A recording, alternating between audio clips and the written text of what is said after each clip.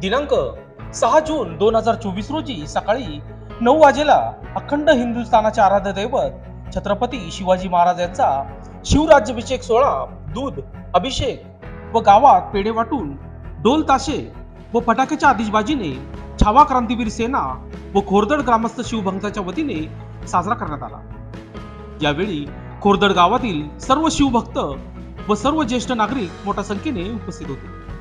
ग्रामपंचायत कार्यालय समोरील ठिकाणी 350वा शिवराज्याभिषेक दिन साजरा करण्यात आला। दरम्यान या प्रसंगी छावा क्रांतीवीर सेना शेतकरी आघाडी तालुका अध्यक्षपदी प्रफुल्ल नागराज पाटील यांची नियुक्ती करण्यात आली। या कार्यक्रमाप्रसंगी छावा क्रांतीवीर सेना उत्तर महाराष्ट्र कार्याध्यक्ष योगेश पाटील, पंचायत समिती सदस्य बापू परमेश्वर पाटील, ग्रामसेवक BS पाटील, उपसरपंच जगदीश बाजीराव